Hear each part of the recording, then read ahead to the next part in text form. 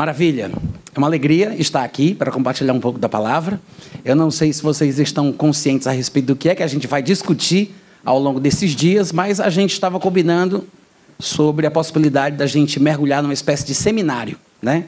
Falando sobre livre-arbítrio, escolha humana e sobre predestinação. Há um conflito nas ideias entre os cristãos e teólogos de uma forma geral, e esse assunto também corre, né, no meio popular. Existe essa imaginação, tanto que nós conhecemos aqui no Brasil, por sermos um país católico, nós conhecemos algumas frases que demonstram essa ideia, muitas vezes equivocada, de que Deus está no controle minucioso de todas as coisas. Como se tudo o que acontecesse exatamente porque Deus quer que acontecesse. E se não acontece, é porque Deus não quer. É assim que a gente pensa. Como se Deus estivesse microgerenciando cada pequeno detalhe e aspecto da vida humana, o que não é uma verdade. Mas pelas frases populares, né, no folclore brasileiro, a gente consegue perceber que isso está no imaginário popular do povo do Brasil, né? Deus escreve certo por linhas tortas, Deus dá o frio conforme o cobertor, o que tiver de ser, será. Né? Mas, biblicamente, será que existe respaldo que justifique essa ideia? Me parece que não. Nós temos versículos bíblicos que mostram, claro, a grandeza de Deus, aquilo que nós costumamos chamar de soberania, é completamente bíblico. Nós temos diversos cristãos, teólogos, que defendem e defenderam isso ao longo da história do cristianismo, mas nós temos também as caricaturas que surgiram na estrada, né, ao longo do caminho, desde quando o cristianismo começou no primeiro século. Então, alguns cristãos defendem aquilo que eles chamam de soberania, quando na verdade é apenas uma caricatura daquilo que Deus verdadeiramente é. E eles usam versículos da Bíblia para defender essa ideia de um Deus soberano, que na verdade é muito mais uma espécie de ditador, um regente de um sistema totalitário, onde Deus supostamente microgerencia a vida de todos, cada detalhe, tudo o que acontece, inclusive na cabeça destes crentes, destes pregadores e teólogos, inclusive é Deus quem decide, antes mesmo que as pessoas nasçam, quem vai ser criado para ir para o céu, quem vai ser criado para ir para o inferno.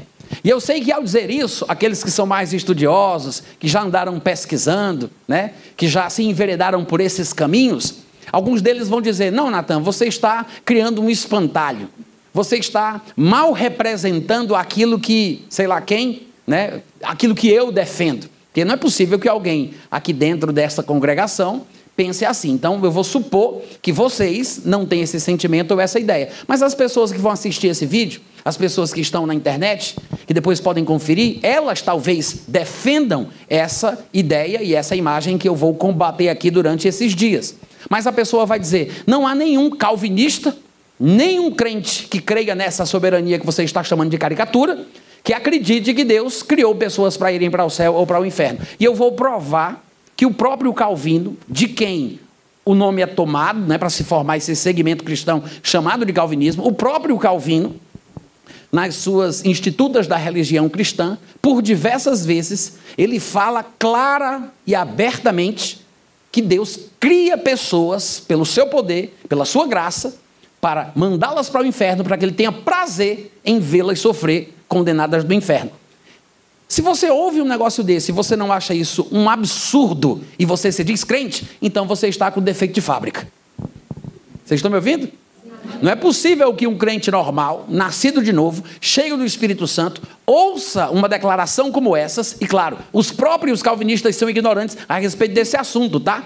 Eles mesmos não sabem que Calvino diz isso. Coitados, muitos deles defendem coisas sobre as quais eles nunca nem pensaram. Mas eu tenho participado de debates em alguns lugares do Brasil, alguns de vocês talvez tenham me acompanhado, e não é uma, duas ou três vezes em que os calvinistas normalmente se levantam rapidamente para dizer que não há nenhum calvinista que tenha dito isso, que Deus cria pessoas para o inferno, que exista a dupla predestinação, né? Ou seja, não só para o céu, mas também para o inferno. Há muitos calvinistas que são rápidos em dizer que nenhum calvinista defende isso. Quando a gente mostra que Calvino diz isso por mais de 10 vezes nas Institutas da Religião Cristã que ele escreveu, calvinista fica embasbacado, fica cético, sem saber se aquilo é verdadeiro ou não. E é por isso que às vezes nós citamos as referências, dizemos em qual livro, qual capítulo, qual seção, para que as pessoas tomem nota e possam conferir com seus próprios olhos. Infelizmente, calvinista muito dificilmente vai se arrepender, vai mudar de opinião, vai abrir mão dessas ideias, porque ele tem um nome a zelar. De repente, ele já ganhou projeção nacional escrevendo livros, é conhecido por ser um conferencista, então ele jamais se arrependeria tão facilmente. Mas quem está sendo assediado, vocês que assistem as coisas que existem na internet, que estão sendo assediados devagarinho numa universidade, por um parente, através de uma pregação, através de um livro, vocês têm a opção de analisar com frieza essa questão, fazerem o dever de casa direitinho, procurando as fontes, examinando tintim por tintim, para que você se proteja. Não só a sua vida, para que você não seja corrompido por dentro, sem saber se Deus te ama ou não ama, se Jesus morreu ou não morreu por ti, se Ele quer ou não te salvar. Porque no calvinismo, quem determina se alguém vai ser salvo ou não é o próprio Deus, arbitrariamente, não importa se a pessoa quer, se a pessoa crê, se a pessoa busca. Ela simplesmente pode simplesmente não estar na lista dos escolhidos. Ela vive dentro da igreja, está lá falando em línguas, está dando o dízimo, está se comportando bem, vive uma vida de santificação, mas chega no final da vida, Deus vai ter que olhar para ela e dizer: tentei te avisar, sinto muito, você não está na minha lista. A pessoa não foi escolhida. Para falar a verdade, Agostinho, que é o verdadeiro introdutor dessa doutrina no cristianismo, embora a gente vá falar mais sobre isso e explicar algumas questões, Agostinho, esse é um nome importante, tá? O Santo Agostinho, comemorado até hoje, inclusive na Igreja Católica. No aniversário da sua morte, no dia 28 de agosto, tem uma grande festa, porque ele é considerado de fato como uma espécie de patrono fundador do catolicismo romano. Ele não é o fundador da Igreja Católica Apostólica Romana, embora pudéssemos dizer isso. Há calvinistas renomados e historiadores que atribuem a ele uma espécie de responsabilidade do surgimento da Igreja Católica Apostólica Romana. E é por isso que ele é tão venerado lá. Mas Agostinho é um personagem importante. Não é que signifique que o que ele disse estava certo só porque eu falei que era importante. Maomé é um personagem importante. Afinal de contas, ele foi o fundador da maior religião do mundo. Desculpa, da segunda maior religião do mundo. Porque, afinal de contas, nós temos aí aproximadamente 1,8 bilhões, né? A despeito das subdivisões dentro do islamismo, que dizem que há mais de 70 subdivisões, conhecemos apenas os sunitas e os xiitas, mas nesse mundaréu de 1,8 bilhões de muçulmanos, 1,6 a 1,8, todos eles seguem aquilo que supostamente foi deixado por Maomé. Então não tem como dizer que o homem não é importante. Tem uma relevância. Não é que seja positivo, não é que seja bom, não é que tem que ser imitado, tem que ser seguido. Ninguém está louvando, elogiando. É um fato de que boa parte da população mundial acabou aderindo a essa filosofia supremacista e religião fundada por ele, supostamente através de uma inspiração do anjo Gabriel.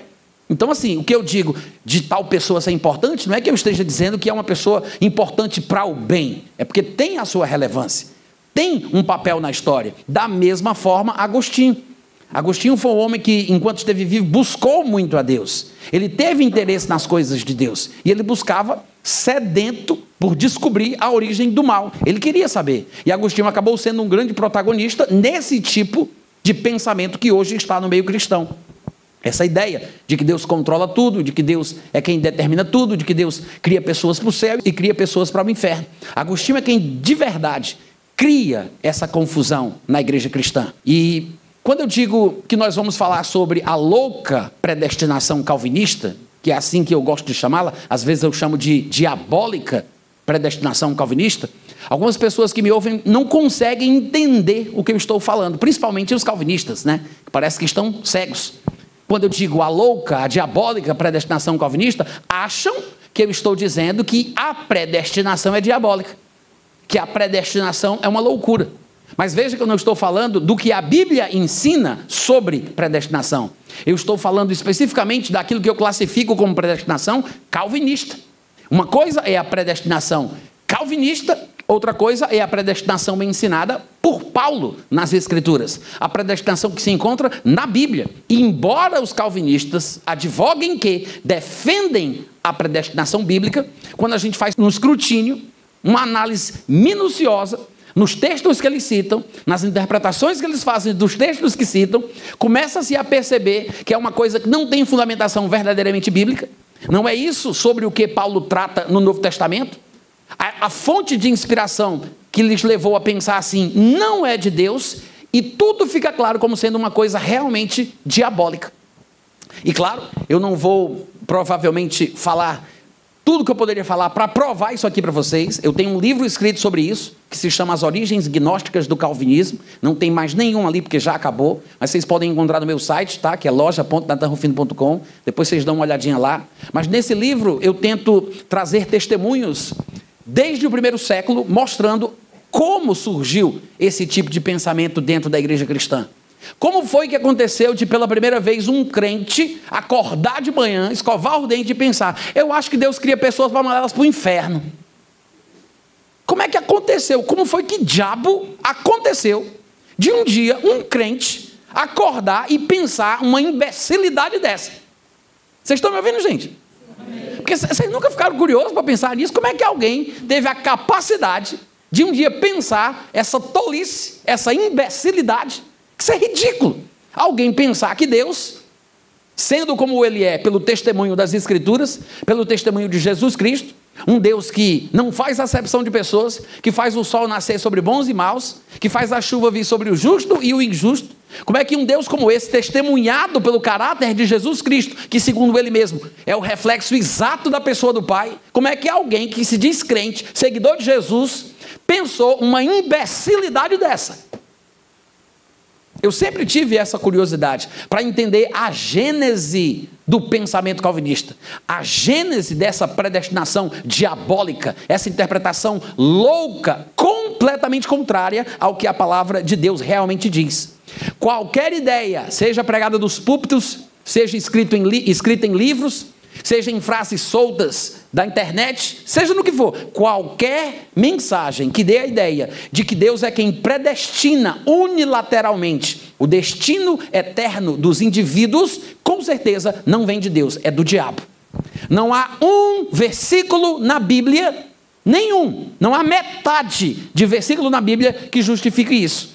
Ah, Natan, mas eu me lembro muito bem que lá em Romanos 9, Paulo disse que Deus amou Jacó, aborreceu Esaú antes deles nascerem. Isso não está escrito na Bíblia, mas eu sei que as pessoas leem e pensam que está lá. Afinal de contas, as pessoas parecem ter um problema de interpretação de texto. Não é que não seja espiritual, porque eu acredito que tem influência de demônio também, tá? Mas muitas vezes é apenas uma questão básica e natural de falta de capacidade de interpretação de texto. Eu sei que existe o tal do analfabetismo funcional, do qual algumas pessoas andam falando.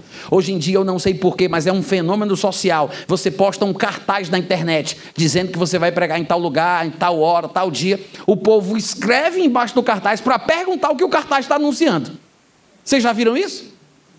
Hoje em dia é assim. Eu não sei de onde surgiu essa incapacidade do pessoal ver, ler e captar a mensagem, mas as pessoas parecem que estão ficando cada vez mais burras. Eu não sei o que acontece, mas é possível você ler um texto e entender ele de uma forma diferente. E tem acontecido isso, na minha concepção, ao longo da história da igreja, para justificar esse pensamento diabólico que os outros chamam de calvinismo. Isso é do diabo, é o diabo purinho. Sim, eu sei que eles citam versículos da Bíblia, mas você se esqueceu que expert em Bíblia até Satanás é?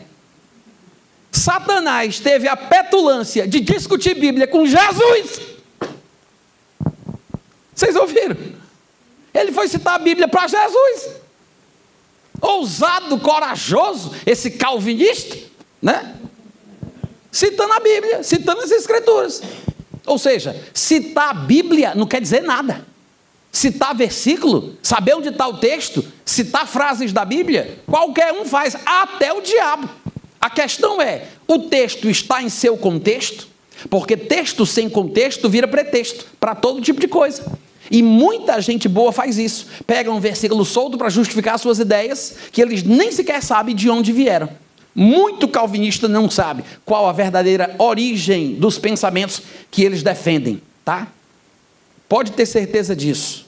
Muitos deles, não vou dizer todos, mas muitos deles não sabem. E os que tomam conhecimento de que o pensamento chamado hoje de calvinista surgiu numa das piores seitas cristãs de todos os tempos, eles entram no estado de negação. A pessoa não aceita aquilo. É como alguém que perde um filho. Né? A dor é muito grande, então a pessoa entra num estado de negação. Não acredito, falei com ele hoje mais cedo. Não. É a mesma coisa. É uma dor profunda, enraizada lá no coração do calvinista. Então eles começam a combater aquilo, procurando subterfúgios para desdizer aquilo que foi dito, que revela que a verdadeira origem do pensamento diabólico que eles defendem não foi na comunidade cristã chamada de ortodoxa.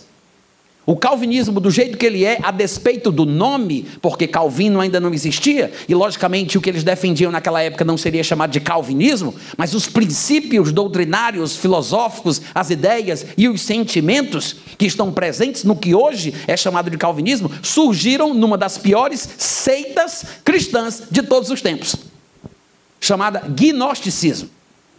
O gnosticismo foi uma das maiores seitas, uma das mais importantes, uma das mais persistentes seitas cristãs de todos os tempos. Especialistas da área dizem que o gnosticismo teria surgido ainda antes de Jesus nascer.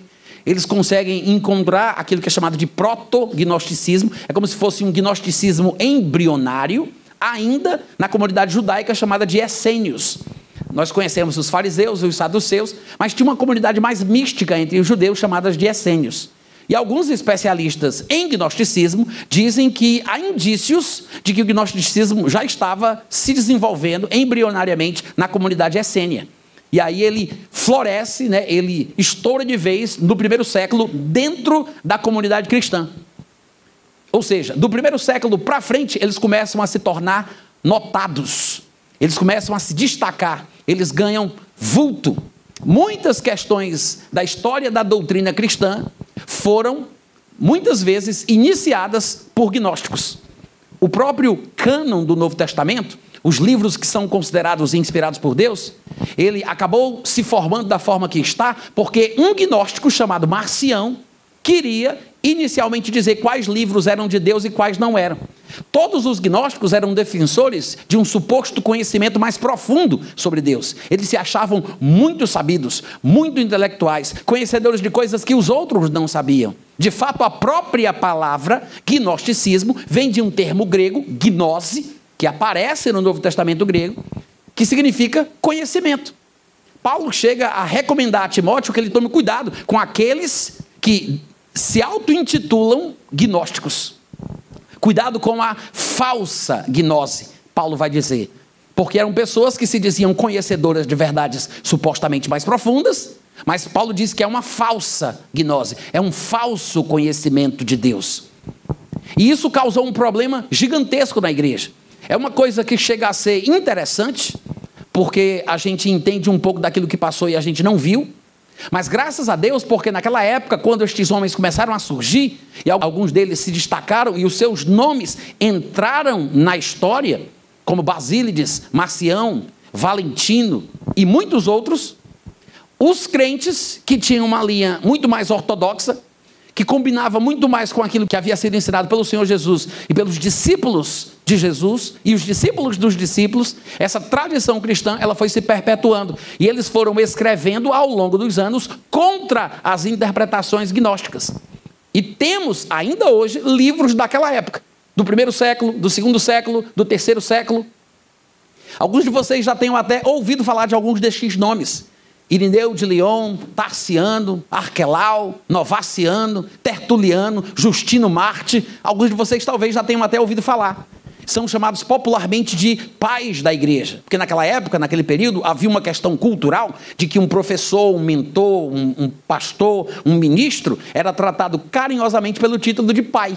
Até hoje, em algumas comunidades, como por exemplo na Angola, eu acho que em Recife também, o pessoal gosta de chamar os outros de pai. É uma forma carinhosa de se lidar com alguém. Naquela época, quem era mentor, professor, pastor, era tratado pelo termo pai.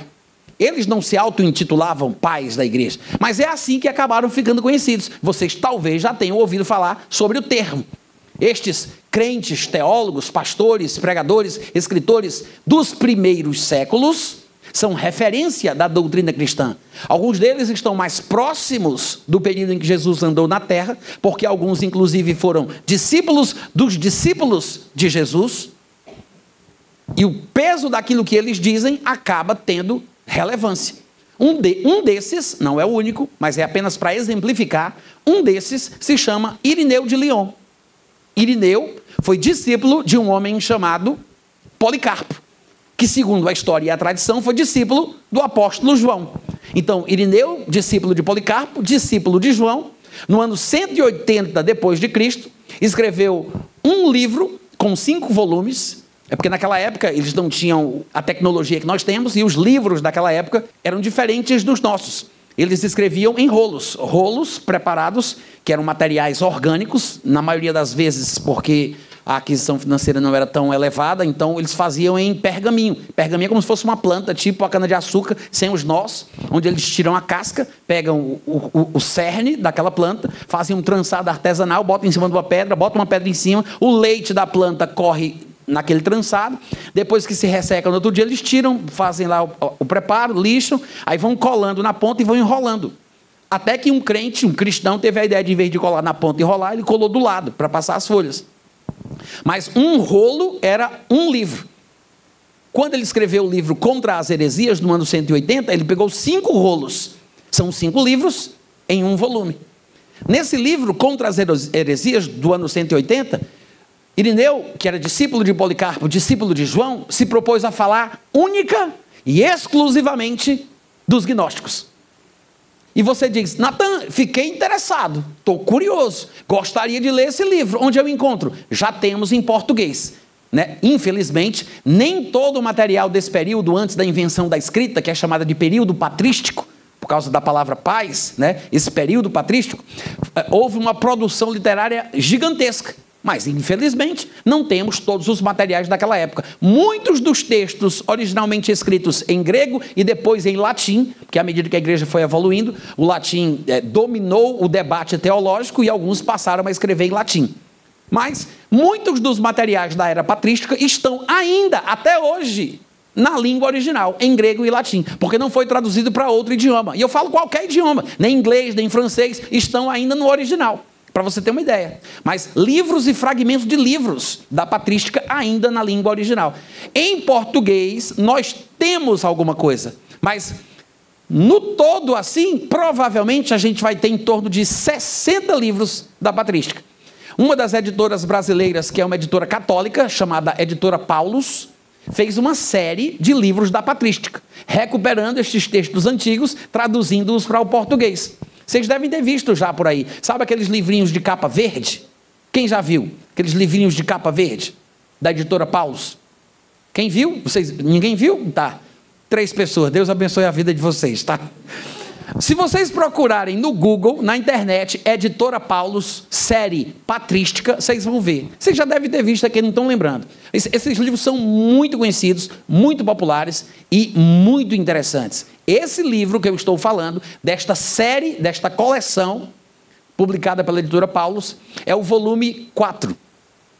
Tem vários volumes, eu disse para vocês que tem 55, não, eu não disse, mas tem em torno de 55 livros, eu acho que outras editoras publicaram alguns também, no máximo vai dar uns 60 livros em português, né, publicados entre a Paulus e outras editoras, mas a Paulus, ela publicou 55 ou são 56 livros da era patrística, é pouco demais, mas suficiente para qualquer curioso comprovar a verdade histórica dos fatos.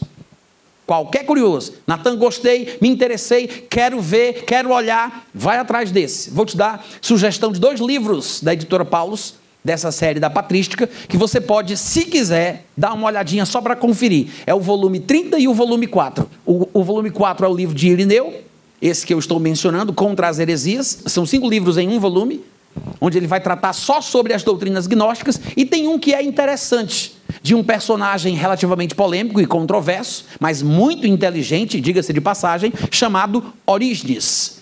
O livro de Orígenes é o volume 30, tá? Volume 30. E nesse livro, chamado O Tratado sobre os Princípios, Orígenes também vai debater contra os gnósticos. Embora Irineu e Orígenes divirjam e não concordem entre si sobre outras questões, eles têm o mesmo sentimento, o mesmo pensamento e a mesma interpretação a respeito da interpretação gnóstica.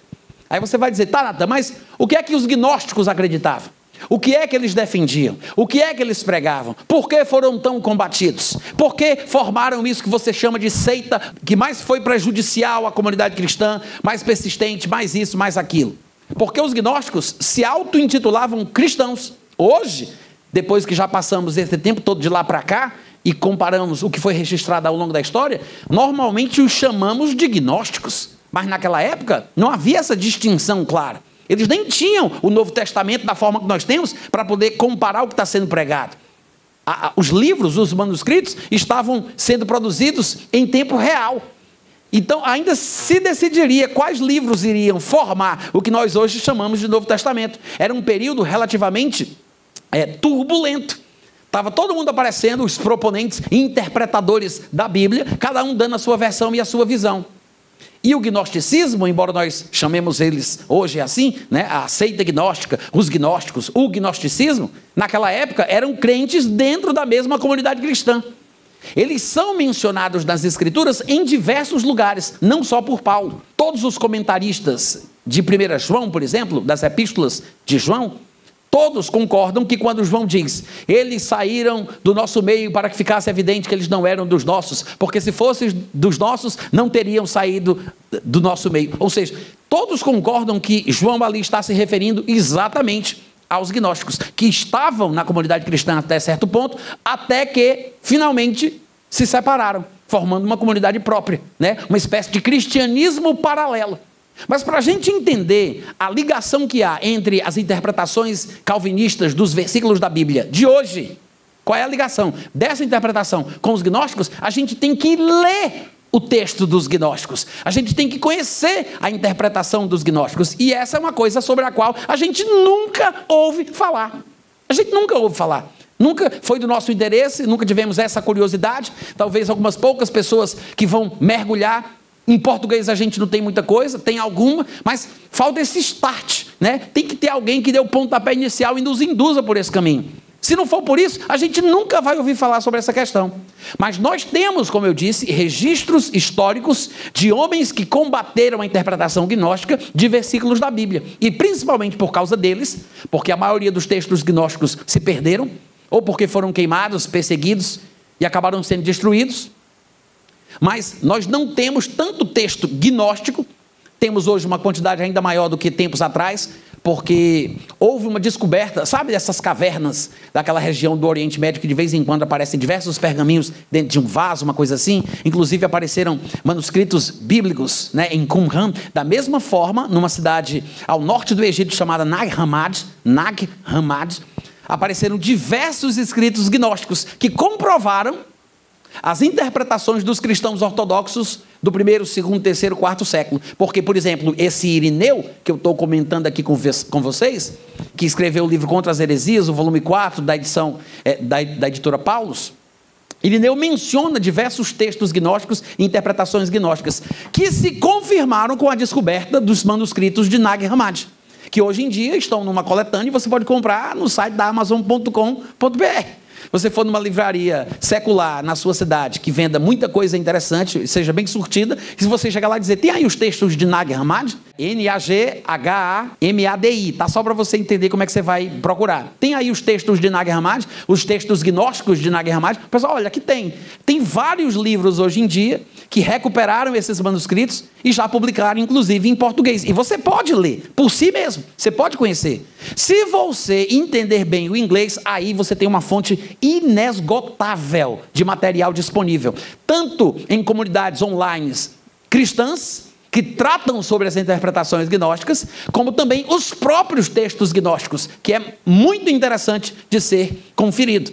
Porque quando eu fui escrever esse meu livro, por exemplo, eu passeei muito nas comunidades gnósticas, nos sites oficiais detentores da filosofia gnóstica, porque eles preservam os textos, as interpretações, e é impressionante você observar que os gnósticos defendiam as interpretações fatalistas e deterministas que os mesmos calvinistas hoje em dia fazem. Os calvinistas não sabem, eles não sabem.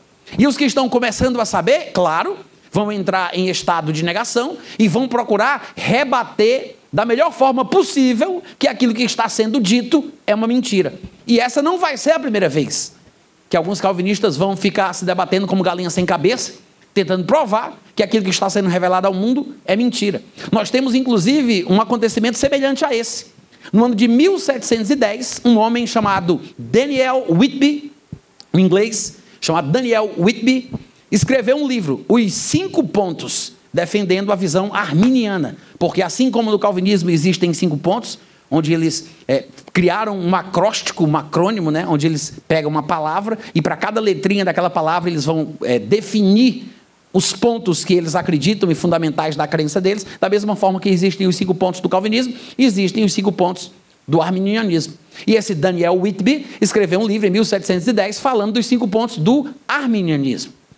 Um pouco tempo depois, um homem chamado John Gill, refutando as declarações do livro de Daniel Whitby, entre os anos 1735 a 1738, escreveu por partes um livro para uma resposta direta à defesa de Daniel Whitby. E Daniel Whitby, obviamente, estava salientando a imagem e semelhança de Deus do homem, ainda que de forma residual depois da queda, tentando provar que o homem tem sim livre-arbítrio, que o homem é livre para decidir e escolher entre o bem e o mal, que é por isso que o homem prestará contas diante de Deus daquilo que ele fez durante a vida. E o outro, calvinista, rebatendo as coisas que Daniel Whitby tinha dito, ele se aventurou a dizer, na 4ª parte da sua obra, que na patrística, nesse período que eu falei para vocês, que na patrística existia diversos pais da igreja defendendo essa visão louca do calvinismo. Que Deus é quem controla, é quem decide, é quem diz quem vai, quem não vai para o céu.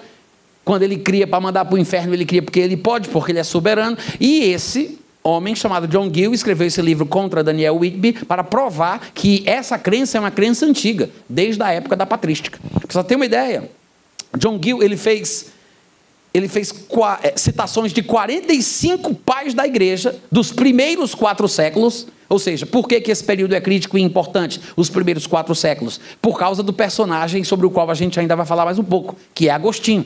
Agostinho ele nasce no ano de 354, ele se converte em 386 e ele morre no ano de 430. Então, o que tiver sido falado antes desse homem, antes de Agostinho, tem que ser mais ou menos a base do verdadeiro cristianismo, porque são escritores, autores, teólogos que estavam mais próximos da crença da igreja primitiva. E, de fato, esses primeiros 4 séculos são chamados de igreja primitiva. Desde o primeiro ano, o primeiro século, desde que Jesus morreu. Só que Agostinho ele vai causar uma revolução. E ele vai transtornar o cristianismo, a doutrina cristã. E daqui a pouco vocês vão entender por quê. Então, como esse período é um período crítico, para corroborar a sua ideia de que o calvinismo, não com esse nome, mas as ideias, a filosofia, o pensamento, né, que o calvinismo era defendido pelos chamados pais da igreja, esse senhor, chamado John Gill, escreveu essa resposta ao livro de Daniel Whitby, fazendo citações de 45 pais da igreja, onde supostamente ele provava que o calvinismo já estava presente. O determinismo, o fatalismo, essa ideia louca já estava presente nos primeiros 4 séculos. E logo depois que ele publicou a obra, que as pessoas foram examinar e verificar, outros especialistas da área perceberam diversos erros, traduções erradas, interpretações fora do contexto, grotescos na obra que ele havia publicado. Uma se destacou no ano de 1738, ou entre 38 e 1740, um homem chamado Henry Heywood. Eu estou dizendo aqui para deixar registrado, caso depois alguém queira parar o vídeo e procurar na internet, fazer a pesquisa. Eu sei que tem pessoas que gostariam de comprovação dos fatos, então eu deixo os nomes, as datas registradas. Mas esse senhor chamado Henry Heywood, ele pegou o trabalho de John Gill e mostrou todos os erros que ele cometeu. E ele escreveu para corroborar a interpretação do primeiro livro de 1710 de Daniel Whitby, dizendo que a interpretação de Daniel Whitby era correta. Aí você vai dizer assim, Natan, mas hoje em dia tem gente aí escrevendo para provar que o calvinismo, o fatalismo, o determinismo, essa ideia deturpada da soberania de Deus era defendida pelos pais da igreja dos primeiros séculos cristãos. Meu irmão, já aconteceu isso antes. Eu estou acabando de mostrar para você que já aconteceu isso antes. Não é a primeira vez. Isso vai acontecer sempre. Você quer ter uma noção prática, real, de quão sem sentido é essa tentativa, ainda que supostamente acadêmica, intelectual, etc. e tal. Você quer ter uma noção de quão ridícula ela é? Eu vou dar um dever de casa para vocês. Vocês já ouviram falar das plataformas de inteligência artificial? Quem já ouviu das IAs? Todo mundo já ouviu, né? Hoje em dia, todo mundo conhece, todo mundo sabe, não é isso? Vídeos feitos por IA, shorts, cortes na internet, nas redes sociais. IA faz isso, IA faz aquilo. Hoje em dia, se você colocar uma pergunta no Google, naquela barra de pesquisa, ele não só mostra links de lugares onde você pode ir, ele já dá uma espécie de resumo do que você está querendo saber. A própria IA do Google, automaticamente, na barra de pesquisa do Google, já te responde. Vocês já perceberam isso? Que o Google está com a IA funcionando automaticamente ali? Pronto. Mas não é só o Google, não. Você pode usar qualquer IA, pode usar o Grok, pode usar a Perplexity, pode usar qualquer uma que você conheça, o ChatGPT, qualquer uma que você gosta. O ChatGPT não é muito confiável, o bicho é meio mentiroso. Mas vocês podem usar a que vocês quiserem, tá? Qualquer uma. Eu vou dar aqui uma pergunta, e eu vou gravar essa pergunta aqui para depois vocês escreverem exatamente como eu estou sugerindo, para que você possa ver. Faça a pergunta.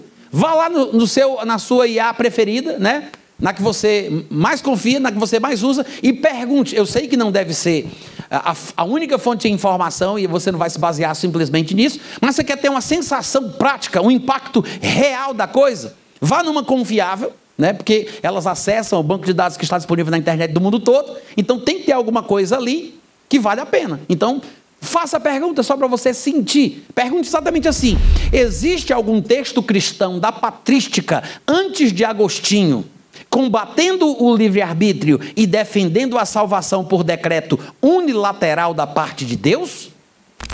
Vou repetir. Mas está gravado, né, gente? Depois vocês vão olhar no vídeo, mas vou repetir. Existe algum texto cristão da patrística, né, desse período que eu falei para vocês, existe algum texto cristão da patrística antes de Agostinho, combatendo o livre-arbítrio e defendendo a salvação por decreto unilateral, ou seja, só Deus decide, só Deus faz. Existe, né, algum texto cristão da patrística antes de Agostinho, combatendo o livre-arbítrio e defendendo a salvação por decreto unilateral da parte de Deus? Pergunta isso. Você vai ver que praticamente todas, com raríssimas exceções, porque no máximo algumas plataformas de IA podem dar uma resposta ambígua, mas na grande maioria elas vão responder que não existe texto que combata o livre-arbítrio antes de Agostinho. Por quê? Porque não existe, não há. A defesa cristã universal, considerada ortodoxa, durante os primeiros 5 séculos da igreja cristã, era de que o homem havia sido criado à imagem e semelhança de Deus, para ser um reflexo da divindade, por isso portador de propriedades humanas, mas divinamente concedidas, como, por exemplo, o próprio livre-arbítrio. O livre-arbítrio sempre foi considerado como uma característica humana, pertencente ao gênero humano, é uma propriedade do gênero humano. E quando Deus fez o homem assim como ele quis fazê-lo, Deus viu que era muito bom. E se Deus fez o homem e disse que era muito bom, Deus não iria alterar a sua natureza por causa do pecado que Adão cometeu. Satanás não conseguiria fazer isso. O homem também não seria capaz de fazê-lo. O homem continua sendo exatamente como Deus o fez, com as características e as propriedades que o fazem ser humano. E o livre-arbítrio, dentro da patrística antes de Agostinho, é apenas uma dessas propriedades que o fazem ser como ele é, que o fazem ser pertencente da classe de seres humanos. O pecado que Adão cometeu, a privação de ter acesso à árvore da vida, a natureza inclinada ao pecado, estas são outras questões. O livre-arbítrio não é um estado de graça, pelo menos não a patrística, não à luz dos ensinamentos da Bíblia. É uma propriedade humana. Ah, mas o homem perdeu o livre-arbítrio depois que Adão caiu. Então por que Deus aparece a Adão e presta conta com ele depois da queda? Por que ele chama o homem à responsabilidade? Como é que Adão consegue ouvir a voz de Deus, responder, interagir e Deus tratar com Adão depois que ele caiu? Por que Deus chama Caim e diz, olha que o pecado jaz à porta, a ti cumpre dominar esse desejo, porque se você não fizer isso, o desejo vai se levantar contra ti, falando o que ele estava a ponto de fazer com o irmão dele. Por que Deus trata com Caim se Caim não tem a opção de poder escolher entre o bem e o mal, entre a vida e a morte? Por que Deus fez isso com todo o povo de Israel, oferecendo 2 caminhos? Eis que eu ponho diante de vocês a vida e a morte, escolhe a vida. Se o homem não pode escolher e não tem essa capacidade, por que Deus trata o homem como um ser responsável depois da queda? É falso, é hipócrita, é mentiroso, é cínico. Vamos lá, gente, estou pregando muito bem os adeus. Cadê os amém, os aleluia? E Cornélio, no Novo Testamento, o homem também não era salvo. Muito depois da queda de Adão, o que foi que aconteceu? O homem orava e oferecia as esmolas e Deus ouvia. As tuas orações subiram à presença de Deus. O anjo disse isso para Cornélio, mas o homem não era salvo. Tanto é que Deus disse, Deus envia um anjo para dizer para ele que ele chame um pregador para ele ouvir as palavras para ele ser salvo. Por quê? Porque a salvação é por meio da pregação do evangelho. Todo aquele que invocar o nome do Senhor será salvo. Mas como é que invocarão aquele em quem não creram? Como crerão naquele de quem nada ouviram? Como ouvirão se não há quem pregue, meu Deus? Porque a fé vem pela pregação. Aí o anjo diz, manda chamar o pregador que te dirá palavras, mediante as quais serás salvo tu e tua casa. O homem não era salvo, mas está lá Deus tratando com ele. As orações dele foram ouvidas. Deus disse para ele a forma dele ser salvo. E os calvinistas ainda dizem, mas o homem que está morto espiritualmente não pode fazer nada para ser salvo. Só Deus que tem que acordá-lo, despertá-lo e fazê-lo viver. E esse texto de Cornélio vai fazer o quê? Vocês estão me ouvindo? Porque para o calvinista, o homem está morto, porque eles interpretam errado Efésios capítulo 2, não entendem o que está escrito ali, e fazem a seguinte conclusão, ora, um homem morto não é capaz de fazer nada, Deus precisa trazê-lo de volta à vida, ressuscitando-o dos mortos. Então, se nós estávamos mortos em delitos e pecados, e Ele nos deu vida juntamente com Cristo, é porque Deus, unilateralmente, de forma arbitrária, foi lá e acordou ele, igual como Morfeu fez com Neo no filme Matrix. Quem já assistiu o filme Matrix? Quem não assistiu, por favor, se retire. No filme 1, Matrix, né? Morfeu chega lá, está Neo no casulo, vocês lembram disso? Neo no casulo, dormindo, apagado, aí vem Morfeu e acorda ele, tirando ele daquele sono letárgico. É assim que os calvinistas acreditam. Por quê? Porque o filme Matrix foi feito com base na filosofia gnóstica. E eles retratam exatamente como o gnosticismo crê. Porque essa interpretação de Efésios 2 foi feita assim a primeira vez na história por gnósticos. 2 gnósticos, não foram os únicos, mas 2 gnósticos se destacaram ao longo da história cristã por fazerem a interpretação de Efésios 2 desse jeito. Um deles se chama Fortunato e o outro se chama Basílides. Fortunato era colega de Agostinho. Agostinho ele foi gnóstico por 10 anos da vida dele, tá? O gnosticismo era uma espécie de termo geral, como se fosse uma sombrinha ou guarda-chuva, sob o qual diversos outros pequenos segmentos se aninhavam. Então, havia gnosticismo para todo gosto. E o gnosticismo maniqueísta era o gnosticismo que Agostinho havia aderido. E ele foi gnóstico de viés maniqueísta por 10 anos, até que ele se converteu com a pregação de um padre chamado Ambrósio, um padre neoplatonista. Para quem depois quiser pesquisar o que é o neoplatonismo, vocês vão ver que era uma espécie também de determinismo filosófico grego. E Agostinho se identifica com a pregação neoplatonista, supostamente cristã, do padre Ambrósio. Aí ele se converte no ano de 386 e depois começa a escrever livros.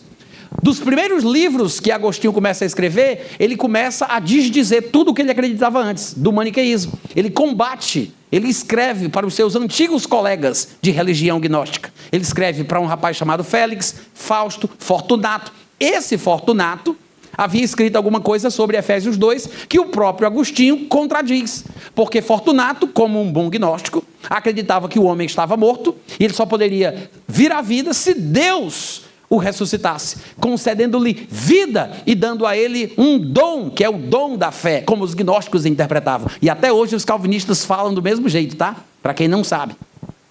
E aí, escrevendo a Fortunato, inclusive o nome do livro de Agostinho que trata sobre esse debate se chama Contra Fortunato. Esse é o nome do livro, vocês vão encontrar na internet. E nesse livro Agostinho, ainda jovem, diz para Fortunato que não, que a pessoa não está morta porque nasce morta, mas ela está morta, como o próprio texto diz, argumentos de Agostinho. A pessoa está morta em delitos e pecados. Ou seja, por causa da vida, do estilo de vida. Ele usa inclusive Efésios capítulo 4 para corroborar, dizendo que a pessoa está alheia à vontade de Deus por causa do estilo de vida no qual ela vive, pelos seus delitos e pelos seus pecados. Interpretação correta de Agostinho contra esse gnóstico Fortunato, que fazia parte da sua antiga religião. E assim Agostinho se manteve firme durante um bom tempo. Outro escritor que combateu essa interpretação de Efésios 2 foi um homem chamado Clemente de Alexandria. Alexandria é uma cidade do norte da África, era uma espécie de polo teológico cristão, passava-se por lá muita novidade. Gnósticos estavam lá, mas cristãos ortodoxos também. Um homem chamado Basílides também escreveu sobre Efésios 2, do mesmo jeito que todo gnóstico pensava, que o homem estava morto e somente os eleitos iriam despertar, porque Deus unilateralmente iria conceder o dom da fé para o seu eleito, que naquele momento estava morto, mas Deus o traria de volta à vida. O homem não poderia fazer nada, o homem estava completamente corrompido e depravado, ele não tinha o que era chamado de livre-arbítrio, então o homem era completamente dependente de uma decisão unilateral de Deus, que escolheria quem ele quer ou quem ele não quer salvar. E quem ele quisesse, ele despertaria desse sono profundo, concedendo-lhe vida, concedendo-lhe o dom da fé. Ou seja, uma interpretação equivocada da passagem de Efésios 2, porque eles acham, até hoje os calvinistas acham, que a interpretação gnóstica estava correta. E que Paulo estava mesmo falando que há um dom da fé pelo qual a pessoa nasce. Mas não é isso que Paulo quer dizer ali. Mas, só para deixar registrado, esse senhor chamado Basílides, gnóstico, interpretava como outros gnósticos a passagem de Efésios 2. E aí vem Clemente de Alexandria e escreve um livro chamado Estromata, que em português seria Miscelâneas, ou seja, ele trata sobre diversas coisas diferentes. E nesse livro, Estromata, ele refuta, ele rebate a interpretação gnóstica de que a fé é um dom concedido por Deus de forma imediata, instantânea, que Deus coloca no coração da pessoa e ela passa a ter aquilo que Deus deu. Clemente de Alexandria diz, não, a fé é uma escolha racional da alma exercendo o seu livre-arbítrio. Oh, glória! Que frase linda! E essa mesma frase de Clemente de Alexandria, embora não com as mesmas palavras, a mesma frase, a essência do que ele diz, vai ser repercutido, replicado por vários autores da patrística antes de Agostinho. E você vai encontrar dezenas de pais da igreja, dezenas de escritores e teólogos escrevendo centenas, dezenas de textos defendendo exatamente a mesma coisa. A mesma coisa. Os que dizem que, antes de Agostinho, os pais da igreja já defendiam essa loucura, que hoje em dia é conhecida como calvinismo, os que dizem isso, eles precisam de textos obscuros, ambíguos, que tem que forçar muito para provar que ele está dizendo o que ele quer que diga. Mas os textos que mostram claramente a presença do livre-arbítrio no homem são claros, inequívocos, irrefutáveis. E eu estou dizendo isso porque alguns deles estão aqui no meu livro. Eu cataloguei um por um. E eu quero, por exemplo, apenas citar aqui para vocês a pequena lista que eu montei de autores desse período, para vocês terem uma ideia e depois, se quiserem estudar e pesquisar, fazer um aprofundamento do tema, quando vocês pegarem esse vídeo, vocês podem olhar tintim por tintim. Mas em um determinado capítulo aqui desta obra, que é o capítulo 5, eu vou falar sobre esses textos dessa época, antes do nascimento de Agostinho, antes de Agostinho se tornar uma espécie de proponente cristão que vai transtornar a doutrina evangélica.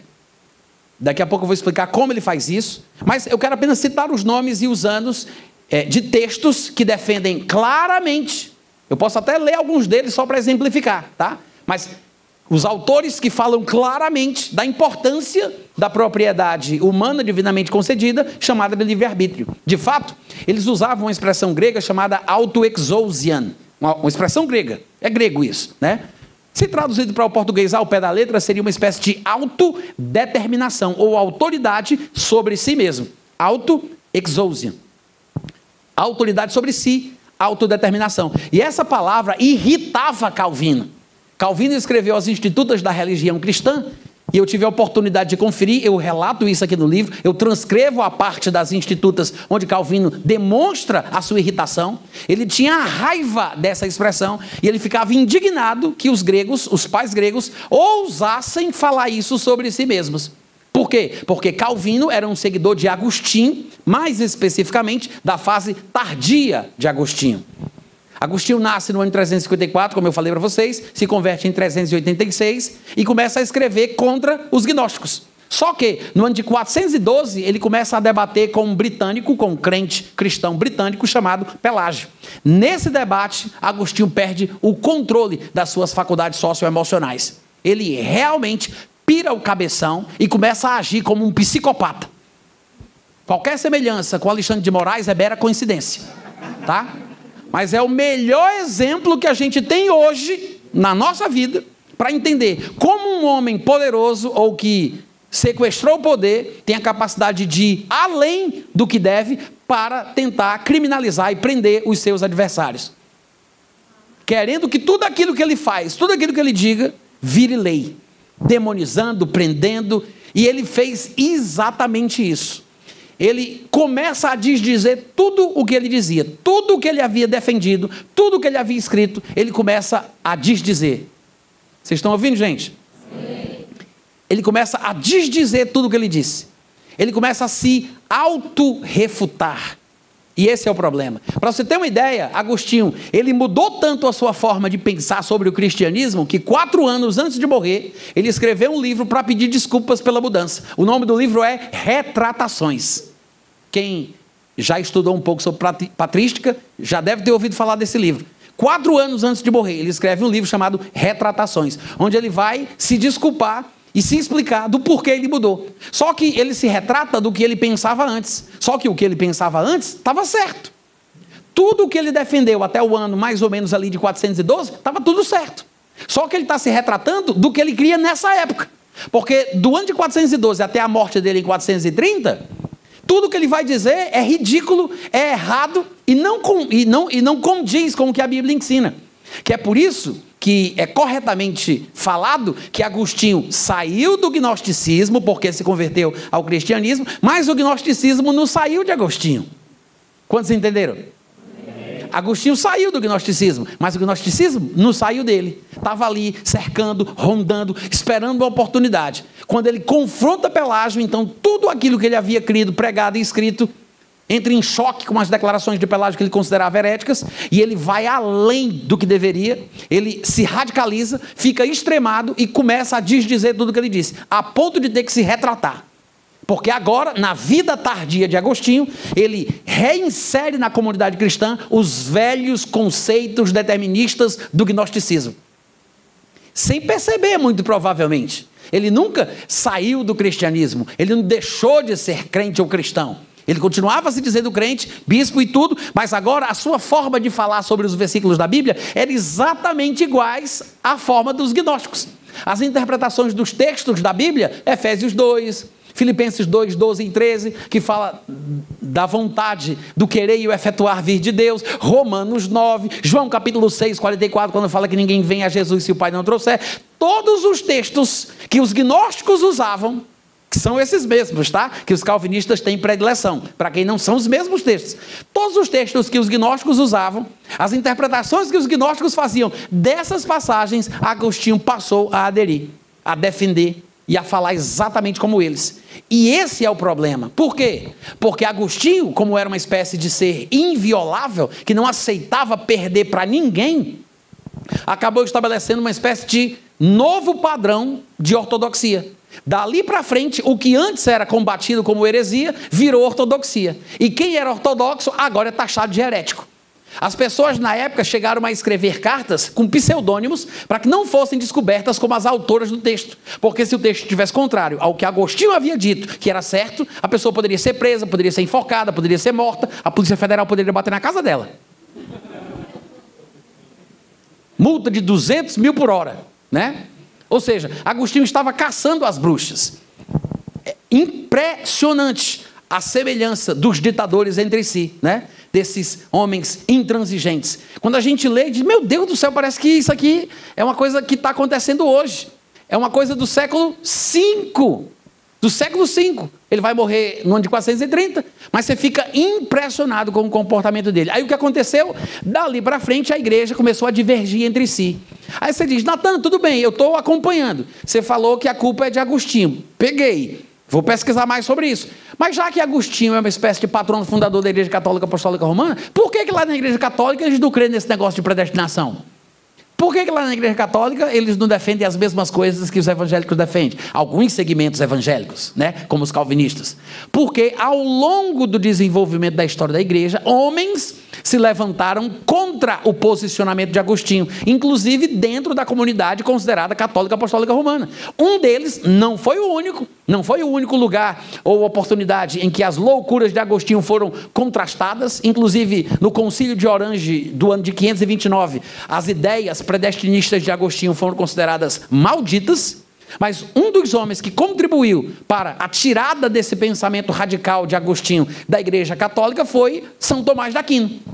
Você já deve ter ouvido falar de São Tomás de Aquino, pois ele vacinou a comunidade católica contra os pensamentos extremistas de Agostinho. E você não vê mais na comunidade católica, entre os católicos apostólicos romanos, a mesma ideia de Deus criar uma pessoa para o céu e criar outra pessoa para o inferno. Você não vê isso. Você ainda vê o batismo de bebê, como Agostinho institucionalizou, embora alguns crentes antes de Agostinho até batizassem, o pensamento geral, uniforme, majoritário, era de que bebês não deveriam ser batizados, embora tenhamos registros históricos de bebês sendo batizados antes de Agostinho, mas é Agostinho quem vai institucionalizar e dar a fundamentação teológica do porquê uma criança deve ser batizada. Então, eles fazem isso lá. E para quem não sabe, muitas igrejas chamadas de reformadas e calvinistas batizam criança também. Quantos aqui sabem disso?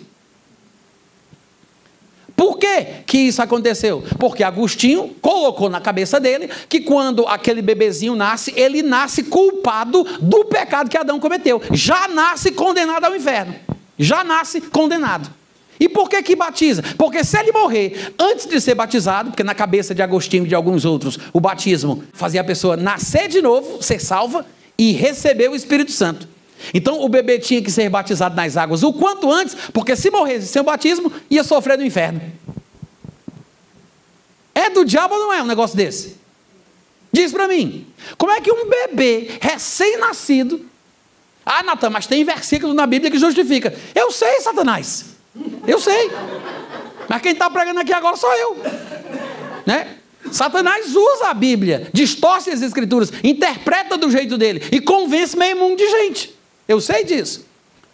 Mas as pessoas não têm um pingo de juízo para perceber que isso é uma loucura. Imaginar que um bebê recém-nascido, como disse um calvinista um dia desse, nos canais do YouTube, é a retratação visível dos demônios invisíveis. Quem aqui ouviu isso? Ninguém, né? Graças a Deus. Os calvinistas chegam a esse absurdo, né? Por causa dessa linha filosófica diabólica que eles defendem. Nem sabem de onde vem, mas se acostumaram tanto com ela que nem tem vergonha de falar isso em público. Nem tem vergonha. A cara nem treme. Como é que um bebê recém-nascido é culpado do pecado de outra pessoa, gente? Por quê? Porque, como os maniqueístas, Agostinho também passou a dizer que o pecado era transmitido geneticamente através da relação sexual. Pela relação sexual, o pecado original, o pecado de Adão, era passado para os bebês. Então, o bebê já nascia culpado do pecado que Adão cometeu. A primeira invenção da maldição hereditária começou ali. Maldição hereditária. Só que essas pessoas se esquecem que a Bíblia diz que cada um dará contas de si mesmo diante de Deus. E falando especificamente sobre isso, lá em Ezequiel capítulo 18, você vai encontrar versículo após versículo, Deus explicando que não importa se o pai é justo, se o filho fizer errado, ele vai assumir a responsabilidade dos seus erros. Se o pai é injusto, ímpio e pecador, e o filho não anda nos caminhos do pai, mas faz aquilo que é certo, ele vai receber a bênção. Não importa se o pai pecou, a alma que pecar, essa morrerá. Várias vezes, leia depois Ezequiel 18 em casa, e a partir dali, Entenda os outros textos da Bíblia que mostram a responsabilidade individual de cada ser humano. Essa loucura do pecado hereditário, da maldição hereditária, do pecado passar através da relação sexual, que Agostinho institucionalizou na igreja cristã, veio dos maniqueístas, porque os maniqueístas tratavam a relação sexual como uma coisa perversa, maligna, corrompida, depravada. Os gnósticos acreditavam que a humanidade havia sido criada por um Deus falso, um Deus mentiroso. A filosofia gnóstica sobre a criação do mundo é uma loucura tão grande que quando a gente conta, as pessoas nem acreditam. Os gnósticos, que se diziam cristãos desde o primeiro século, eles acreditavam o seguinte, que havia um céu onde estava o protopai, o verdadeiro Deus, o primeiro Deus. Nesse céu, esse Deus verdadeiro emanava de si algumas características suas que se transformavam em divindades. Por exemplo, Deus é amor, então havia uma divindade chamada de Éon, por eles. Aeon, Éon, Éon, depende da tradução, que vem do grego. Então, essa divindade ia se chamar amor. E assim, havia diversas divindades nesse lugar da plenitude divina, que era chamado de pleroma. É o céu dos gnósticos. O céu mais maravilhoso, que tem 8 céus de segunda classe também. Mas esse é o céu mais maravilhoso. O pleroma, a plenitude, onde estavam os éons. Entre esses éons, tinha Cristo e Sofia. A palavra Sofia é a palavra grega para sabedoria. Sofia, ou a sabedoria, era a esposa de Cristo. Era um casal, tá? Eles chamavam de cisígia, mas é um casal. Cristo e Sofia. Assim como havia diversos outros casais de seres divinos, nesse lugar chamado pleroma. Sofia, ela começou a meditar sobre como o Deus Pai criava as coisas. E nessa busca pessoal dela, ela acabou querendo criar também, mas sem a participação do seu marido, que era Cristo. Nessa loucura, nessa busca, nesse desejo, Sofia, pelos poderes divinos que estavam presentes nela, acabou gerando um filho bastardo, sozinha, sem a participação do seu marido. E aí nasce um ser divino, né, com características divinas, mas ainda assim um filho bastardo, que os gnósticos chamavam de demiurgo. Esse demiurgo é o Deus que, segundo os gnósticos, vai criar o sol, a lua, as estrelas, aquele relato de Gênesis. É ele quem cria o homem. Ele é o Deus dos hebreus, que aparece a Moisés, a Abraão, que está em todo o Antigo Testamento. Olha a viagem. Olha a viagem. Vocês estão acompanhando até aqui? Posso continuar? Vocês não sabem nem o que é que vai vir ainda. Esse Deus, filho bastardo, mentiroso, enganador, ele decide criar o homem. Aí ele cria o homem do barro, aquela coisa toda, juntamente com os arcontes, que é como se fossem anjos, né? Mais ou menos semelhante aos anjos da tradição cristã. Aí ele cria o ser humano e o ser humano fica parado lá como um boneco de barro no chão. E ele não se mexe, ele não tem vida e ele não sabe o que fazer. Aí Sofia, a mãe dele, vendo todo o acontecimento, quando ele cria o homem, ela pede ajuda ao verdadeiro Deus, do qual o demiurgo, o criador desse mundo, não conhece e não sabe. Ele não entende nada do céu, do pleroma, ele nunca viu, não sabe o que é por isso que no Antigo Testamento ele vivia dizendo, não há Deus além de mim. Ou seja, ele se achava o bambambam e deixa que ele era um filho bastardo de uma das emanações de Deus. Aí, Sofia, vendo o desespero do filho dela, clama por misericórdia ao verdadeiro Deus e pede que o ajude em sua obra. Aí Deus, pela sua misericórdia, concede a Sofia a iluminação de soprar nas narinas do ser humano. Quando Sofia faz isso, aí ele vive. Parece que é o demiurgo que sopra, mas quando ele sopra, Sofia parece que discretamente coloca um elemento divino no sopro do filho dela, e aí o homem, ele passa a ser vivo. Então o homem era tão inteligente, tão capaz, tão isso, tão aquilo, que o próprio demiurgo e os arcontes que o ajudaram a criá-lo ficaram com inveja e com ciúmes. E aí começam a perseguir o homem, tentando destruir esse homem. Mais uma vez Sofia clama ao pleroma, ao verdadeiro Deus, que concede ao homem uma espécie de propósito na existência, chamado de epinoia. Essa luz que vem lá do verdadeiro céu entra no homem, mas quando os anjos e o demiurgo veem a luz que veio do alto entrando no homem, tentam capturá-la. A luz se esconde e fica atrás das costelas do homem. Aí o demiurgo bota a mão lá e arranca. Quando ele arranca a epinoia, essa luz, aí se transforma numa mulher. Aí aquela mulher linda, olha a viagem, gente, espera aí, deixa eu continuar. Aí essa mulher linda, maravilhosa, chama tanta atenção do Deus criador dos céus e da terra, do demiurgo, que ele estupra a mulher. Ele estupra a mulher e da mulher nasce 2 filhos gêmeos. Eu sei que não tem nada a ver com a Bíblia, eu só estou contando para vocês saberem como é que é a história. Que eram Caim e Abel. Na visão gnóstica, Caim e Abel são filhos de um estupro, porque Deus estuprou Eva, o Deus criador dos céus e da terra, o demiurgo, né? Estuprou Eva, nasceu 2 filhos gêmeos. E aí, depois vocês sabem que Caim vai matar Abel. Depois, com a morte de Abel, nasce Sete. E aí eles dividem a humanidade em 3 classes. Eles dizem que Caim, Abel e Sete, de alguma forma, eles acabam dizendo que estes filhos representam as classes, os tipos de seres humanos que vêm à existência. Eles dizem que há seres humanos que são formados por um elemento divino, um elemento espiritual. E estes seres humanos, antes de nascer, já estão predestinados à glória. Eles são pneumáticos. É uma construção que vem da palavra grega para espírito, que é pneuma, né? Pneumático é o ser humano que foi constituído por um elemento divino, nobre, espiritual, que é pertencente a Deus. Então, os pneumáticos estão numa classe que faz com que eles sejam salvos desde que nasceram, predestinados à glória e nunca vão perder a salvação. Apenas os pneumáticos possuem o que eles chamavam de semente da eleição. Eram eleitos, porque eram filhos de Sofia. E quando Cristo vier para salvar os homens, ele não vem salvar todo mundo, porque Deus não ama todo mundo, ele só vem salvar os filhos da mulher dele, que são os eleitos.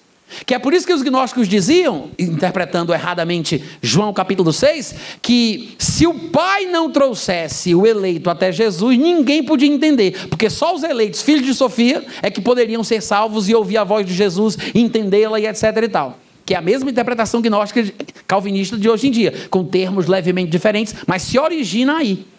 Então, nascem os pneumáticos, que são os eleitos, os únicos que vão ser salvos, predestinados, antes de nascer, para a glória. E nunca podem perder a salvação.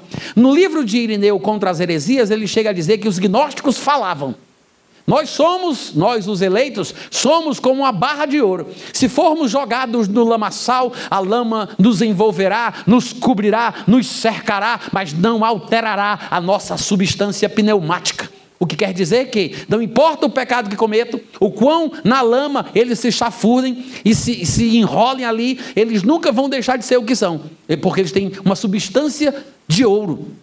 Ou seja, assim como a barra de ouro não se contamina porque está na lama, o pneumático também nunca era contaminado pelo pecado, por mais que o praticasse, porque ele foi feito de uma natureza mais nobre do universo, que é a substância do que é divino. Por isso ele era predestinado à salvação. Por isso um eleito nunca perderia a salvação. Era assim que os gnósticos acreditavam. No extremo oposto dos pneumáticos estavam aqueles que teriam sido supostamente constituídos do elemento mais vil do universo, o elemento ílico, ou terrestre, terreno, que também é traduzido assim em algumas versões dos textos gnósticos. Ou seja, esses terrenos, terrestres, ílicos, nunca poderiam ser salvos. Por quê? Porque eles não têm nada de Deus, não vieram de Deus, não são filhos de Sofia. Eles foram gerados de um elemento baixo, vil. Nunca podem ser salvos. Mas tem uma terceira classe, criada pelos gnósticos, que eram considerados os psíquicos. Os psíquicos seriam aqueles crentes da igreja cristã. Todo crente da igreja cristã é um psíquico. Pode ser eleito, mas não dá para saber. Só Deus sabe. Então, na igreja cristã tem eleito e tem psíquico. E o que é o psíquico? O psíquico era aquele que poderia se salvar se fizesse o que era certo, por meio das obras, por meio de santidade. Sem santidade, o psíquico nunca veria o Senhor. E se ele fosse salvo, ele iria para um céu de segunda classe chamado de intermediário. Se ele não fosse salvo pelas obras, porque os eleitos não eram salvos por obras, eram salvos porque eram predestinados a serem salvos, porque eles eram eleitos, já nasceram antes da fundação do mundo destinados ao céu. Mas aí os psíquicos que não fizessem por onde, que não se comportassem bem, que não fossem salvos por obras, eles iriam ser destruídos junto com os terrestres. Então, os gnósticos dividiam a humanidade em 3 classes. Essas mesmas 3 classes, Agostinho adaptou para o cristianismo. Sabia disso? Nos últimos livros dele, que você vai encontrar na editora Paulo, se você quiser, tiver a curiosidade, a coragem de ler, você procura o livro A Graça 2. É o nome do livro. A Graça 2. Nesse livro tem 4 livros de Agostinho: A Liberdade e a Graça, A Correção e o Bem, A Perseverança dos Santos, O Dom da Perseverança e A Predestinação dos Santos. Esses 4 livros estão dentro desse livro de Agostinho, A Graça 2. Nesse livro, Agostinho ele vai ressignificar os termos cristãos. Ele vai pegar passagens, textos, termos da Bíblia e ele vai preenchê-los de significados, conceitos gnósticos. Graça, eleição, predestinação. Todas essas palavrinhas que aparecem na Bíblia ganham um novo significado através da reinterpretação de Agostinho. Ele cria uma narrativa diferente para os termos bíblicos. E todo estudante de Agostinho sabe que Agostinho jovem é uma coisa, Agostinho velho é outra coisa. Inclusive é assim que se trata de Agostinho. Mas qual é Agostinho que você está falando? É Agostinho jovem ou Agostinho velho? São os livros que ele escreveu antes de 412 ou os livros que ele escreve antes de morrer? Porque são 2 coisas totalmente diferentes. Os livros do final da vida de Agostinho são extremados, radicais, predestinistas, completamente gnósticos, permeados do gnosticismo. Como é que a gente não percebe isso? Porque o palavreado é cristão. O palavreado é de crente, citando versículo da Bíblia igual Satanás. Citando as coisas da Bíblia, citando a Bíblia, falando igual crente. Só que quando você entende o que era defendido antes de Agostinho, o que era que os gnósticos falavam e o que Agostinho passou a dizer depois, aí você vai compreender o que foi que aconteceu com ele. E o que foi que aconteceu para que isso respingasse na nossa comunidade moderna? Como é que isso veio parar em nossos dias? Porque na época da Reforma Protestante, o pai da Reforma Protestante foi um monge agostiniano. Martinho Lutero era um monge agostiniano. Então ele traz um avivamento às doutrinas de Agostinho, revitalizando as ideias predestinistas e fatalistas que Agostinho defendeu no final da vida. Que é por isso que essas ideias loucas, esdrúxulas, que foram combatidas nos primeiros 4 séculos, voltam a serem consideradas como pertencentes do cristianismo. É por isso que volta. Não só Lutero, como Calvino também. Calvino escreveu alguns livros e um deles, que é o mais famoso, se chama As Institutas da Religião Cristã. Vocês sabem disso, não sabem? As Institutas da Religião Cristã. Ele escreveu esse livro, tem em 1 volume, 4 volumes, 3 volumes. Ele escreveu esse livro porque na época da Reforma Protestante havia uma comoção mundial, não somente por causa de questões religiosas, mas havia uma questão de Estado também, era uma movimentação geopolítica. E aquilo ali tudo envolvia questões relacionadas a uma possível guerra. Então era um conflito muito maior do que simplesmente uma questão de interpretação de texto bíblico. Era uma questão política que envolvia até guerra. E aí ele escreve ao rei da França, o destinatário do livro As Institutas da Religião Cristã, de Calvino, é o rei da França. O que é que ele tem em mente? Ele quer convencer o rei da França de que os protestantes é que estão com a verdade. Porque os católicos estavam dizendo que os protestantes estavam se desviando. E os protestantes estavam dizendo que não. E aí Calvino, para provar que quem estava do lado de Agostinho eram eles, ele escreve As Institutas da Religião Cristã, para provar que Agostinho era todo dos protestantes. Ou seja, Agostinho era a pessoa mais venerada na Igreja Católica Apostólica Romana. Se Calvino fosse bem sucedido em provar que Agostinho cria do jeito que eles estavam pregando, então estava claro que o que Agostinho falava era a mesma coisa que os protestantes estavam defendendo. E aí ele cita o nome de Agostinho mais de 400 vezes nas Institutas Cristãs, justamente para poder provar que as ideias de Agostinho eram as ideias que eles defendiam. Em outras palavras, aquilo que vai ser defendido por Calvino, aquilo que vai ser defendido por Martinho Lutero, são, na verdade, as ideias tardias, corrompidas, depravadas, extremadas e radicais de Agostinho, que, por sua vez, as pegou do gnosticismo. Ele saiu do gnosticismo, mas o gnosticismo não saiu de Agostinho. Vocês estão me ouvindo, gente? Agora, muita gente diz assim, eu não sei há quanto tempo eu estou falando, eu acho que é mais de 1 hora já. Deixa eu ver aqui. 1 hora e 15 minutos. Vocês podem me dar mais 10 minutos para eu concluir? Quem me dá 10 minutos? 10, 20, 30, 40, obrigado, é suficiente. Vai dar certo. Mas, o que é que as institutas falavam? Porque se você chegar para um calvinista e disser Calvino defendeu a dupla predestinação, ou seja, que Deus cria pessoas para ir para o céu e cria pessoas para ir para o inferno. O calvinista vai dizer que é mentira. Ele vai dizer, não, Calvino nunca disse isso. Nenhum calvinista sério jamais disse isso. Isso é um espantalho, isso é uma coisa que vocês ficam dizendo para combater a gente, mas não tem nenhum calvinista sério e responsável. Ué, se eu provar que Calvino disse isso, Calvino não vai ser mais calvinista? Porque Calvino disse isso nas Institutas da religião cristã. Claro, replicando as ideias gnósticas de predestinação que Agostinho assimilou no final da sua vida e inseriu de volta na comunidade cristã, como se fosse teologia. Mas Calvino defendeu com todas as letras que Deus cria pessoas para sofrerem no inferno para o seu prazer. Eu vou citar para vocês alguns textos das Institutas, tá?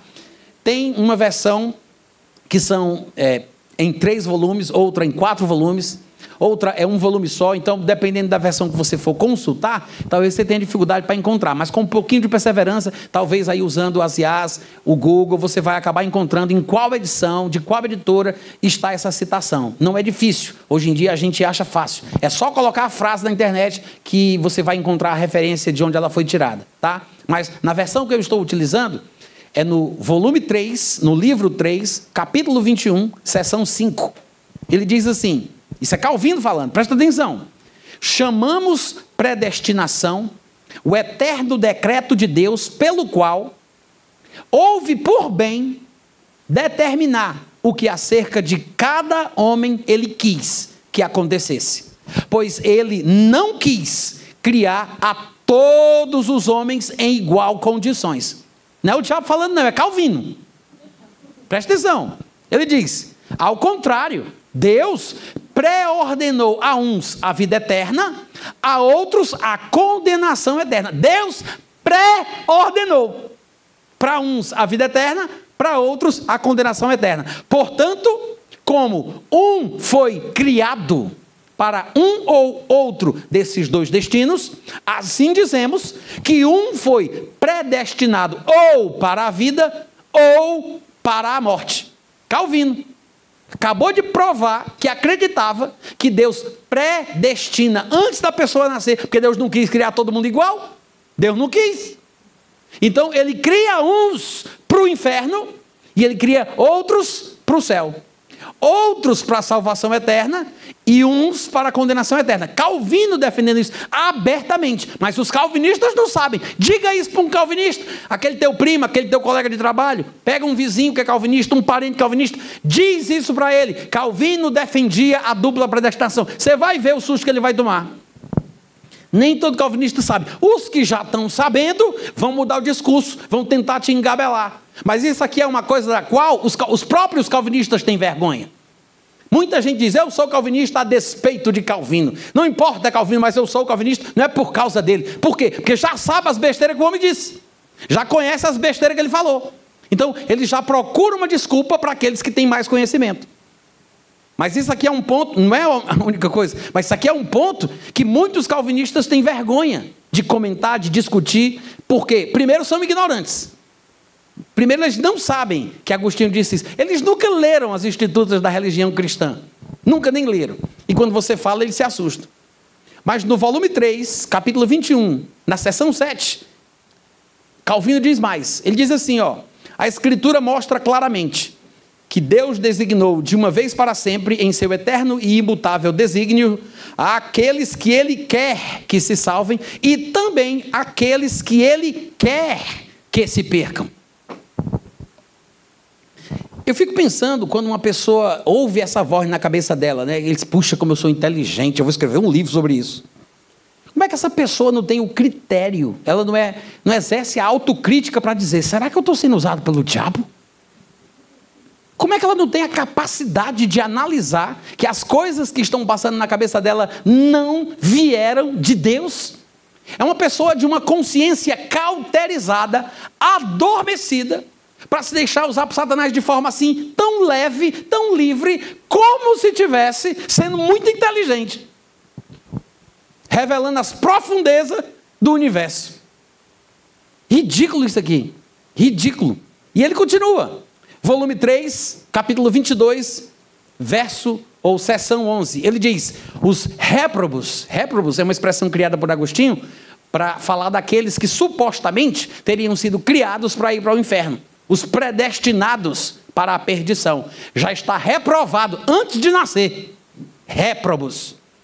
Os réprobos são criados para este fim, para serem réprobos. Eles foram criados para serem reprovados. Deus os criou para isso mesmo. Isso é Calvino falando.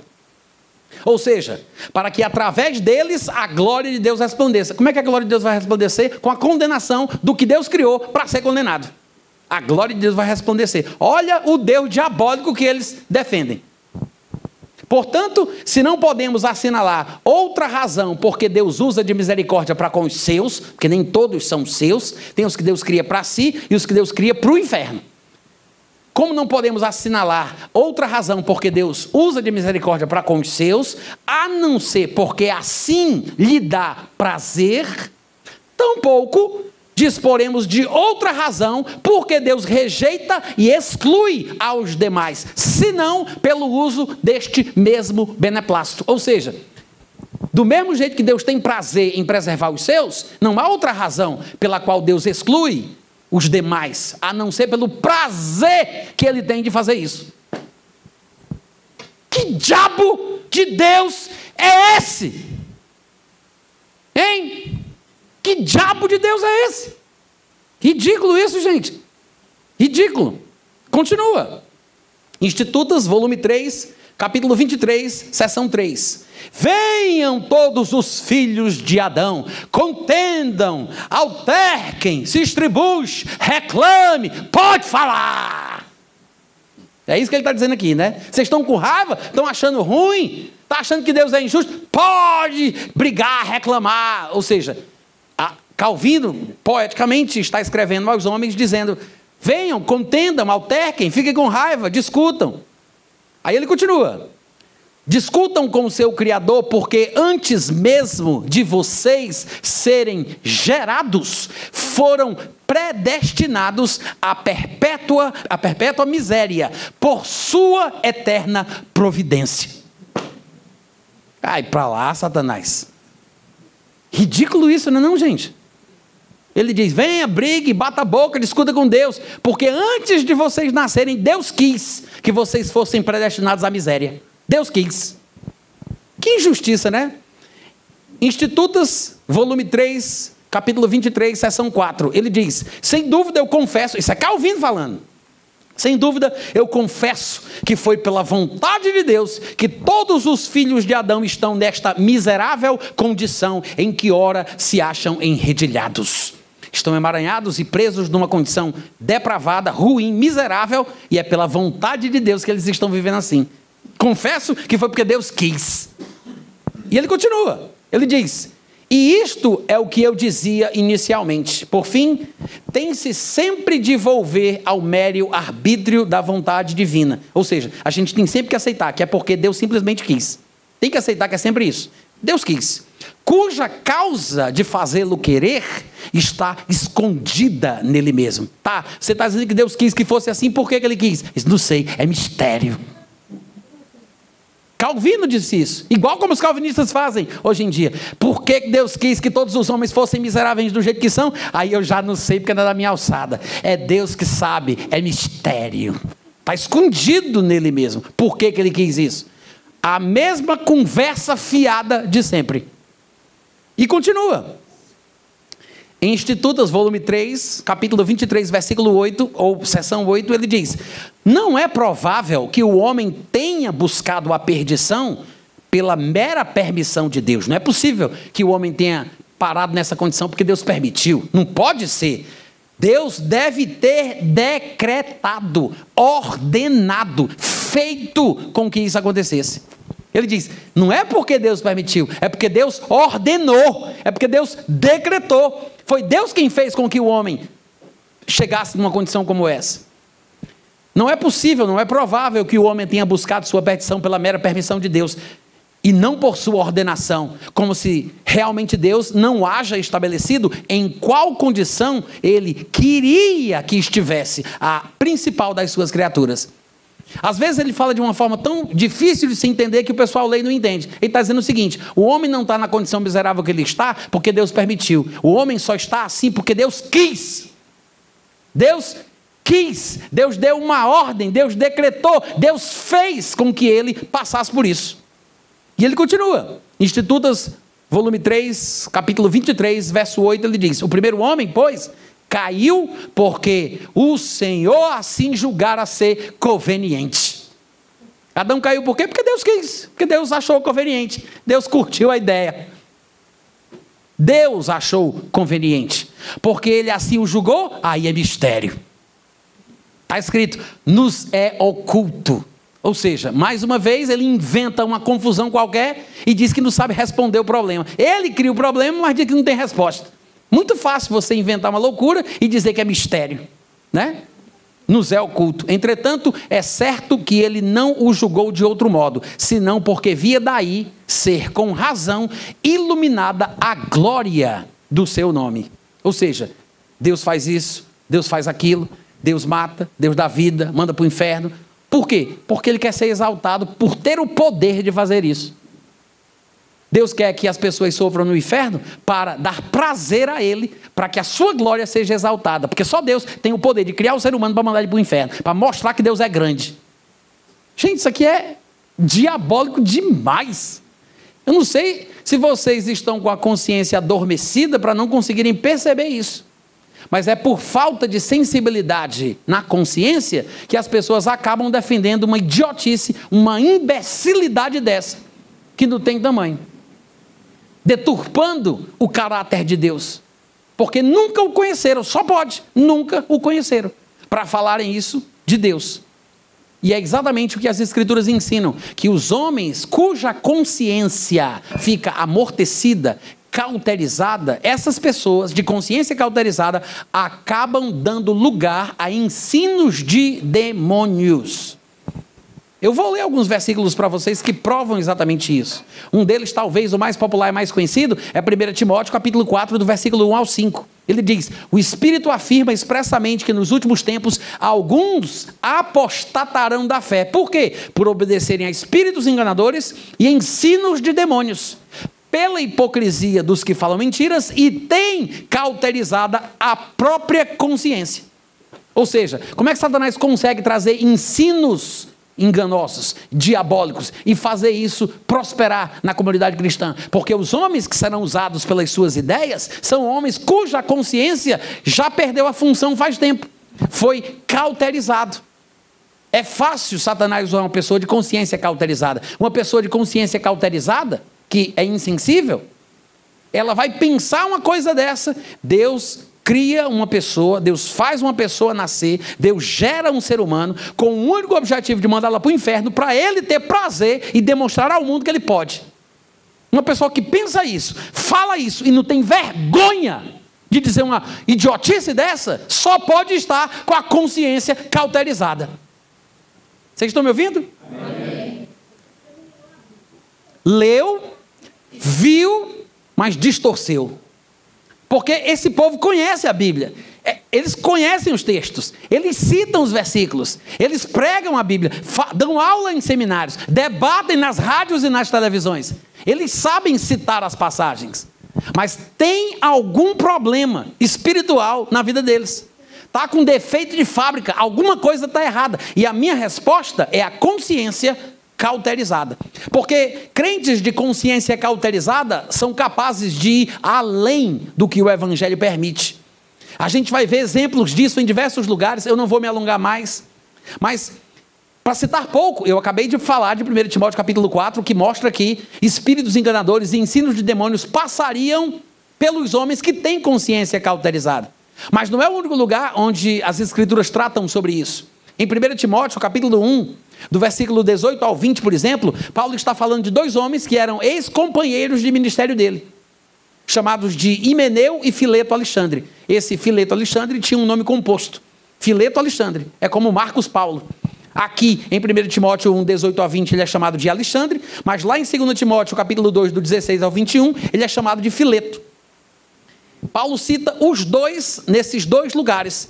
Em 1 Timóteo 1, do 18 ao 20, ele diz: este é o dever de que te encarrego, ó filho Timóteo, segundo as profecias de que antecipadamente foste objeto.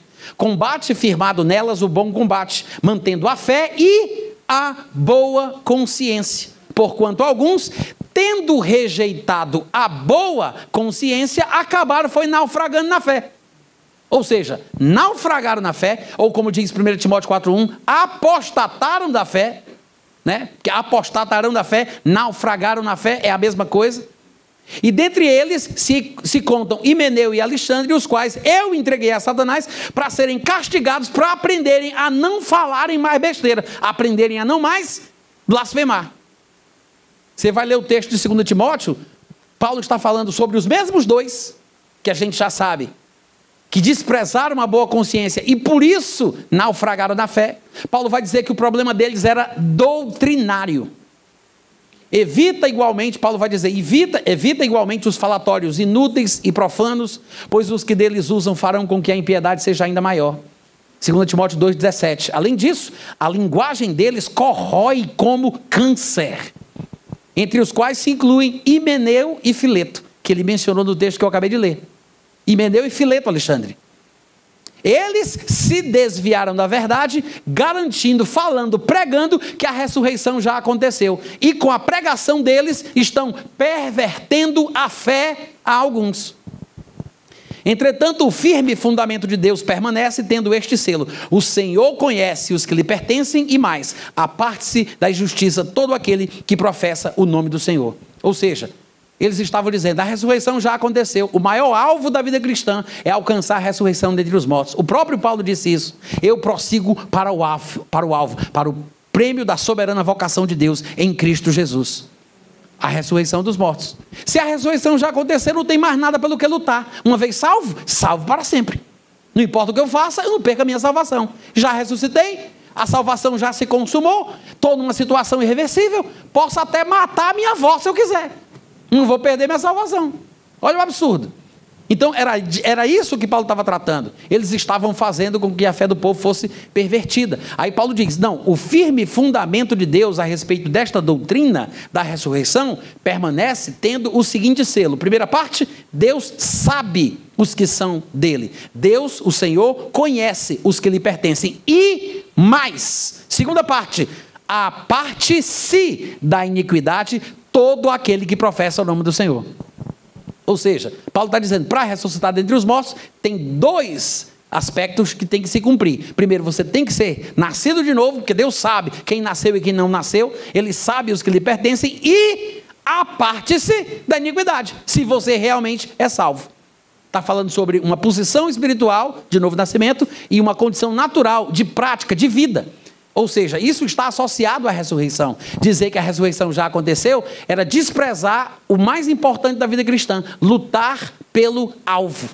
E aí Paulo continua, no versículo 20 ele diz, ora, numa grande casa não há somente vasos de ouro e de prata, há também vasos de madeira e de barro, alguns para a honra, outros para a desonra. Paulo está falando daquela mesma coisinha que aparece lá em Romanos 9:21, que o pessoal muitas vezes não entende, quando ele fala de vasos de honra, vasos de desonra, que os calvinistas pensam que é Paulo explicando que tem pessoas que Deus cria para ir para o inferno, que Deus cria para ir para o céu, como se fossem predestinados, como os gnósticos ensinavam. O pessoal pensa que é isso que Paulo está falando.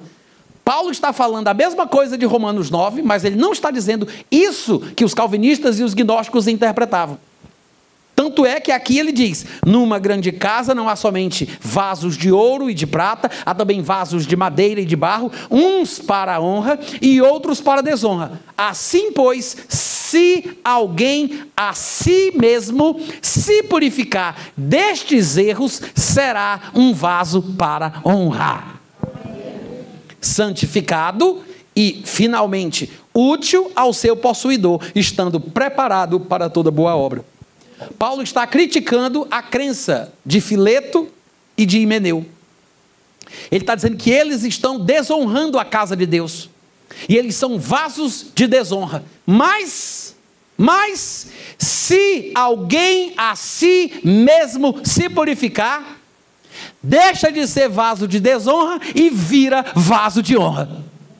Ou seja, não é uma posição fixa, não é uma coisa predestinada, não foi Deus quem estabeleceu. Os vasos de desonra terão um fim desonroso, os vasos de honra terão um fim glorioso, pré-estabelecido por Deus. Agora, quem vai ser vaso de honra, quem vai ser vaso de desonra, não depende de Deus, não foi o predestinado, depende de cada um de nós. Amém, irmãos? Amém. É uma espécie de introdução. Eu sei que eu pesei a mão, acabei falando mais do que eu esperava falar, mas que isso sirva de alerta para cada um de vocês. Guardem essa palavra no coração e amanhã a gente tem mais aqui, em nome de Jesus, tá bom? Obrigado pelo carinho, boa noite.